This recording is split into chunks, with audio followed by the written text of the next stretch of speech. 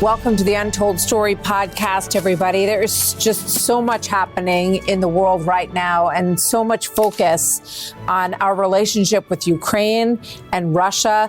And really, where is all of this heading in terms of the United States' alliances in the world, peace in Ukraine, and really what comes after that? So there is a lot to discuss, and no one better to discuss it with than Dan Hoffman, who is our friend and Fox News contributor and former Moscow CIA chief, very esteemed, long intelligence career in the United States with this very deep focus in Russia as well. So Dan, welcome. It is great to have you with us today. Thanks for having me on the program.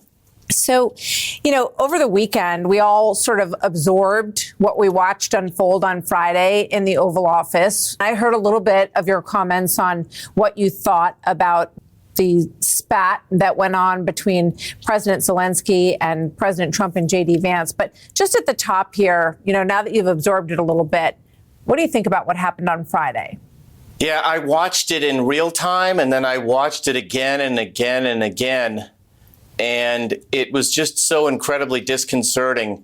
And I'll tell you, I've been in those types of situations, not precisely like that, where our president and the president of one of our allies are kind of going toe-to-toe in the octagon there, verbally, albeit, but with senior leaders. And sometimes I found myself or others stepping in to just try to dial down the tension a little bit and stop what looked like where we might be headed, which was to a not so good place. And what surprised me as I watched this again and again was that the Secretary of State, Marco Rubio, just kind of sat on his hands and didn't get in the middle of it. And I just had thoughts about what Secretary Pompeo might have done based on the way I saw him conduct himself during President Trump's first term. I think this was a chance for the Secretary of State to be the guy who gets into the arena, to quote Teddy Roosevelt, and plays a role as he sees diplomacy failing. Maybe with a touch of humor, he might have kind of split both sides apart, and we would have avoided the rupture that we saw that appears to be having long-term consequences, not just on our relationship with Ukraine, but on the President Trump's ability to bring a ceasefire and solve this war. Why do you think he didn't? I think he was tentative in the moment, but I think I was just surprised that over the weekend, no one asked him. I was expecting on the Sunday shows that maybe somebody would ask him why he didn't jump into the middle of the fray there and play his role as diplomat. He's a cabinet official. That's what's expected of him. He certainly was tracking on what was being said, and it wasn't as though it was happening super fast. I think had there been an interpreter, that would have been a good thing. I think President Zelenskyy should have had one. His English is not good enough to really convey nuances or to understand them perhaps as well. But I don't know. I think it's a good question to ask the Secretary of State.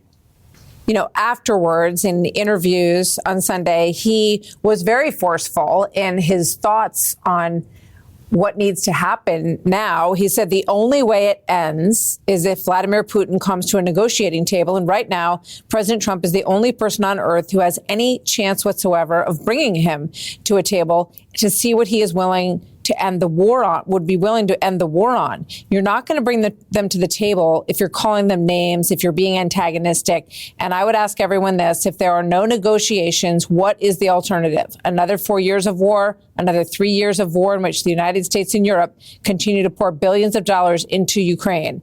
Is that into the war in Ukraine, I should say?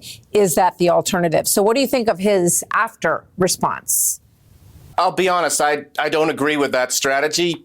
Call me a Reagan Republican if you want, but President Reagan called out General Secretary Gorbachev to tear down the wall. He provided assistance to the Mujahideen in Afghanistan and put the pressure on the Soviet Union economically, militarily, and diplomatically. And he never let up on that pressure.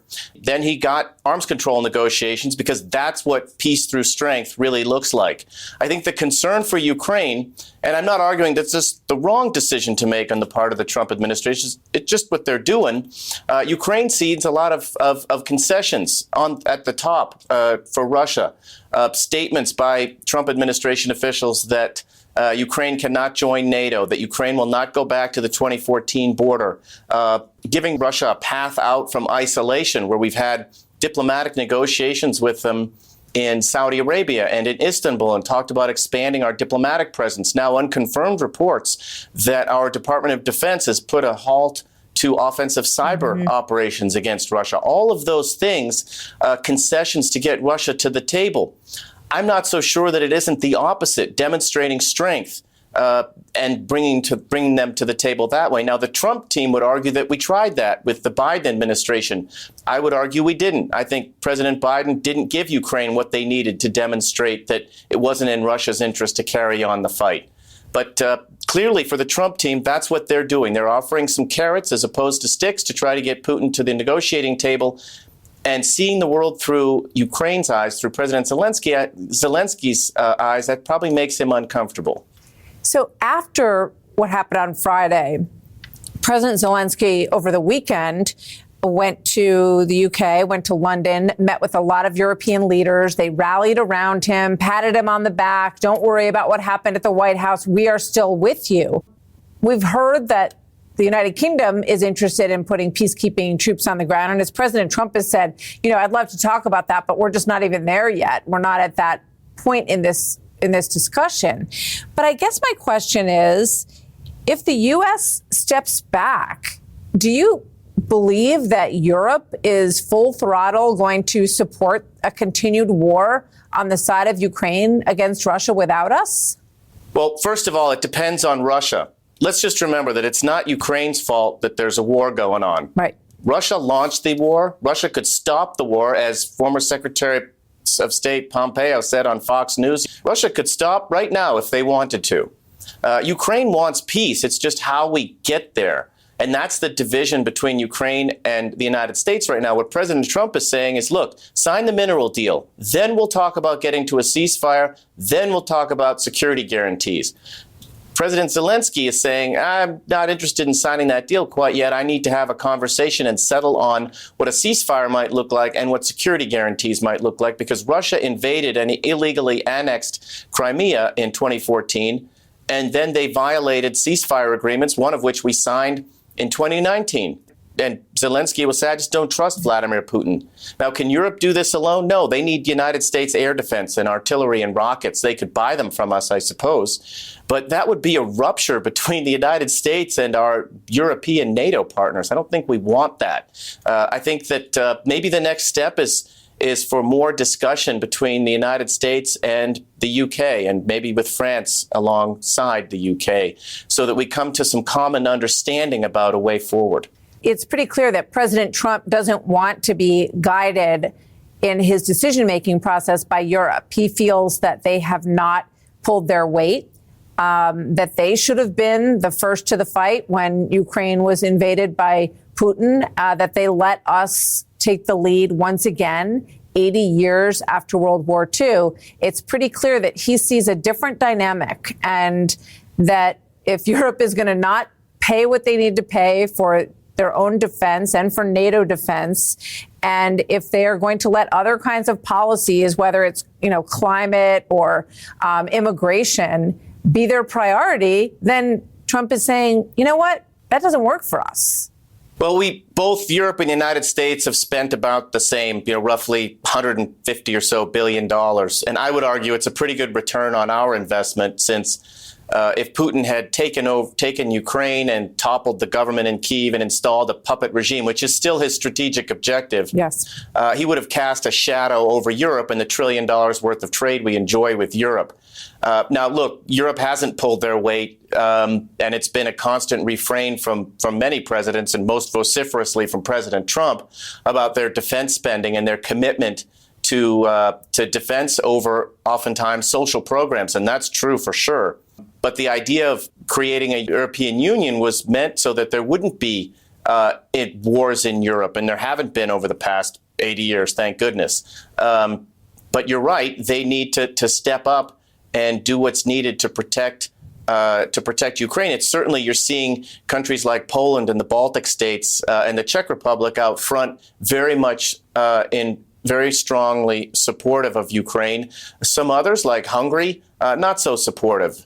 And then there are questions, internal questions, political questions in France and in Germany.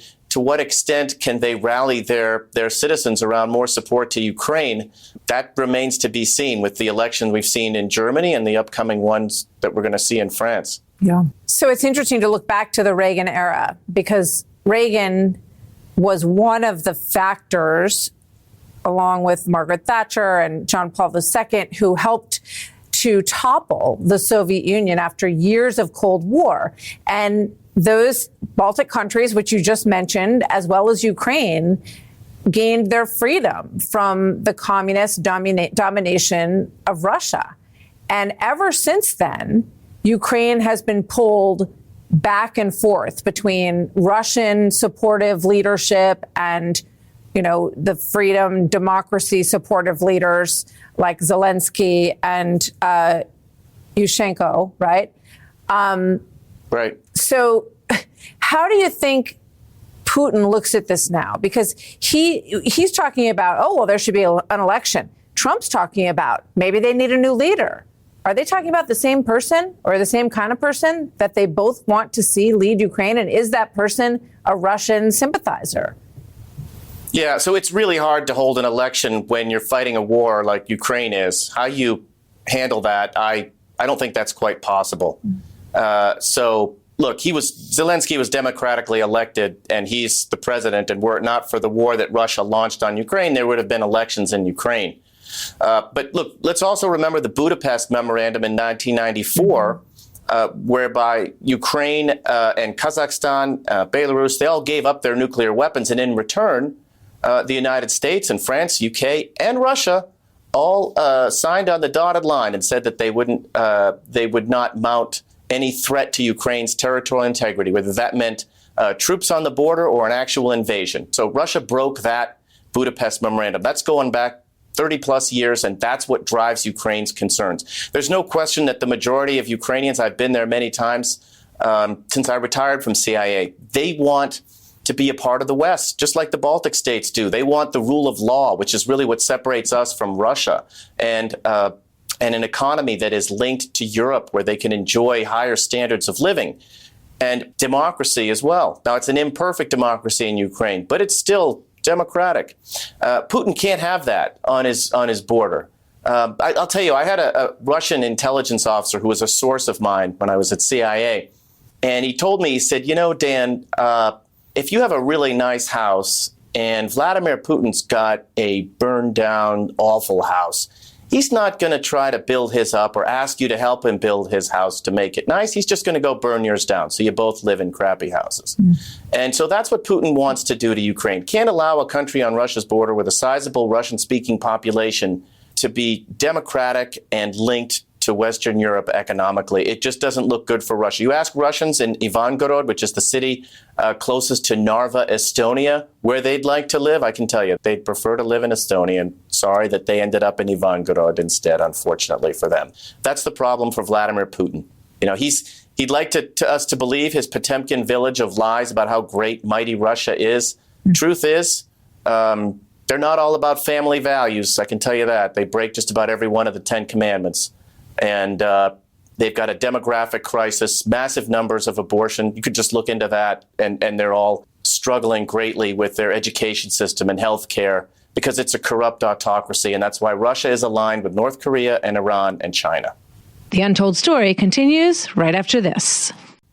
So what do you think Putin is thinking now? And what do you think of the interpretation of President Trump's comments that he is more sympathetic to Putin than he is to Zelenskyy? What do you think about that? Well, I think President Trump is, in his own words, is trying to be a non-aligned, honest broker arbiter in this conflict. And he's done a lot to try to create that impression for Russia that he can be that guy. For Russia, for Vladimir Putin, Putin's goals are to drive a wedge between the United States and Europe. That was the same goal of the Soviet Union as well. That part seems to be working. They pumped out a lot of propaganda. Yes, absolutely. They want to drive a wedge between the United States and Europe. They want to weaken the United States internally as well, and they've been doing that, trying to do that by using our wide open cyberspace, which is a force multiplier for commerce and freedom of expression, to try to shape our dialogue in the United States. And all the while, I would say, encroaching on our soft power and seeking to gain power for themselves in Africa, the Middle East, and denying the United States any force protection, including in places like Asia. So I think that's the concern for us. All of this is intricately linked together. I don't think that we can deal with the Pacific if we don't deal with Vladimir Putin in Ukraine. And a number of folks, including the Secretary of State, Marco Rubio, has said that in the past. Indeed. Do you think there's any salvaging this mineral deal? And do you agree with President Trump's contention that this economic deal with U.S. investment will keep Vladimir Putin out of Ukraine because it will create a U.S. national interest in Ukraine that would mean if that wire is tripped, that we wouldn't allow it? Yeah, look, President Zelenskyy made a lot of mistakes on Friday, one of which was just a complete failure to see the world through the eyes of President Trump, or to see himself and Ukraine through the eyes of President Trump. Like, that's empathy, and empathy is probably the most important quality when you're trying to practice diplomacy. And he should have realized that the number one goal for Ukraine coming out of that meeting was to sign that deal.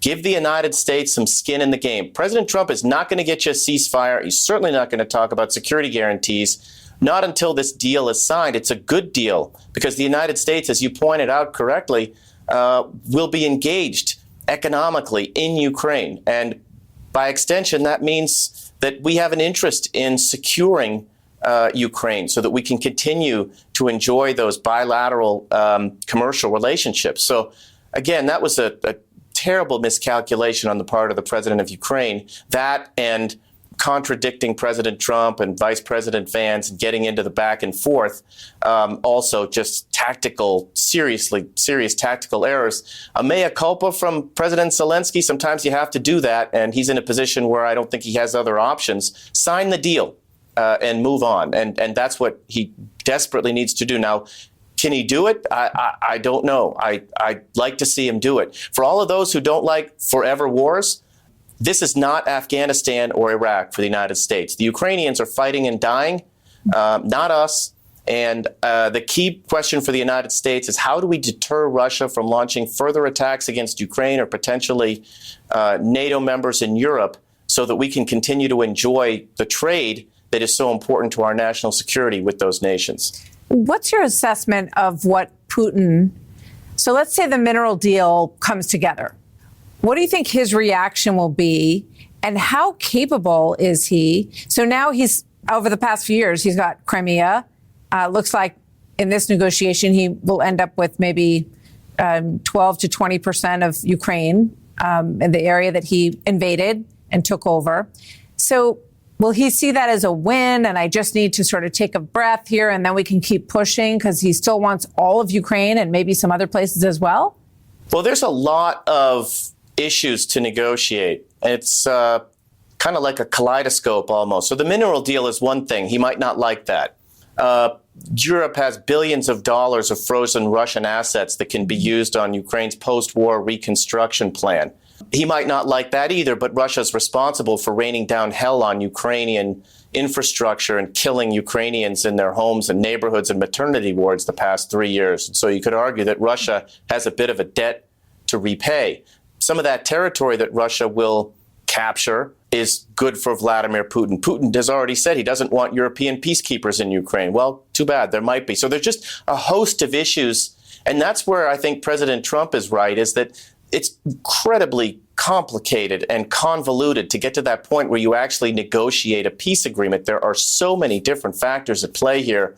I can just imagine days, weeks, months of painstaking negotiations. And going back to the days when we negotiated those arms control agreements with the Soviets, the legendary arms control negotiator Max Kampelman used to say that the Soviets like to put boulders in the middle of the road, figuratively speaking, and then charge us to remove them. So we are a long ways off from a real peace deal And it's going to be super challenging to fit all of those issues together into one deal. But that's what President Trump wants to do. And he recognizes rightly that that's not the first thing we got to be talking about. Right now, we need to get to the mineral deal. Right. I agree with him. And you think about Reykjavik and some of the earlier attempts that Reagan had in different circumstances, as we've discussed.